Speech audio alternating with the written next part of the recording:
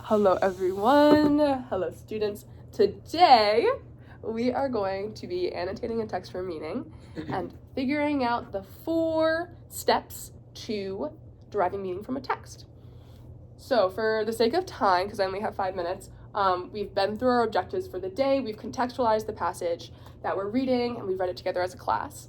And now we are going to put these skills into action, and we're going to learn how we can use our very own pens and pencils and paper to mark it up, figure out what we need to take from it, and bring our best foot forward when we discuss it as a class. So, Helena, can I start with you and have you please read the first bullet point? Underline phrases that represent important moments in the passage. Gorgeous. So if you're reading something and you think, wow, this seems like such a pivotal point for the character, for the setting, for the plot, just take your pen, underline it really quick. That way you can find your space easily when you want to talk about it later on with your friends, with your class, with your teacher. All right, let's move down the line. Ashley, would you mind reading the second bullet point? Circle words / phrases that you don't understand. Perfect. Everybody has questions. Everybody's confused all the time. Don't worry. I still do this with my text and I'm in college. Like, there are some times when I'm reading something, I have no idea what's going on. I circle it, write a little question mark next to it. That way I can bring it to class and ask my questions in a productive way. Let's have Liv read the next bullet point. Squiggly line points in the passage that you relate to.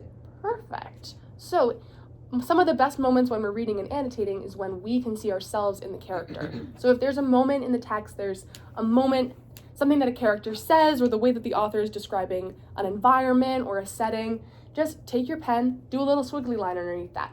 It is so much fun when we can see ourselves in text, and sometimes we might even have shared experience with the character, and that's super important to talk about. And finally, write in the margins. Don't be afraid to mark it up just like this picture is. This text is for you, and you are allowed to do with it what you will. That will help you decipher it, figure it out, and bring your best foot forward when you come to class discussions. All right, let's put these skills to the test. So could I please have Liv, would you mind reading this passage for us? She said, "What is your name?" "Roger," answered the boy. "Then, Roger, you go to that sink and wash your face," said the woman, whereupon she turned him loose. At last, Roger looked at the door, looked at the woman, looked at the door, and went to the sink. All right. So, as you can see, I found this moment really important for Roger. He has the opportunity to run away and not take accountability for his actions, but instead he listens to Mrs. Jones and instead goes to the sink like she asked him to. And this is a moment where Roger's kind of coming to terms with what he did. He tried to steal her purse, and he's starting to make it right with her. So I underline this as something that is super important. Let's try another example, and you guys can help me with this one. Could I have a volunteer to read this one? Thank you, Helena. The woman was sitting on the daybed. After a while, she said, "I were young once, and I wanted things I could not get." Wonderful. So what, can someone remind me what the squiggly line means? Yeah, Ashley. Does it mean that you relate to it? Oh, gorgeous, Ashley. Thank you so much. So, I also have a question. Yeah. Does it have to be a squiggly line? No, absolutely not. Thank you so much for that question. You can use your annotations, you can use your markups in any way that work for you. It doesn't matter if it makes sense to me. You could draw hearts around this. You could highlight it with a highlighter if you're feeling fancy. The only thing that matters is that you understand your annotations and what they mean to you. Does that make sense? Mm-hmm. Perfect. So, in this example, how many of you have wanted something you couldn't have? Yeah, me too. Roger wants his shoes and he can't have it. So that's why I squiggled underneath that, because that's a moment that I really relate to in this character. And so many of you guys do too.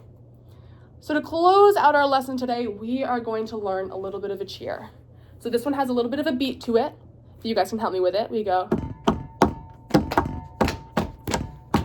Grab your pencils, grab your pens, it's time to annotate. Circle words you do not know, squiggle where you relate. Underline the sentences you read that carry weight. Breakthrough scholars take their text and create something great. One more time. Grab your pencils, grab your pens, it's time to annotate. Circle words you do not know, squiggle where you relate. Underline the sentences you read that carry weight. Breakthrough scholars take their and create something great. Awesome. Thank you guys.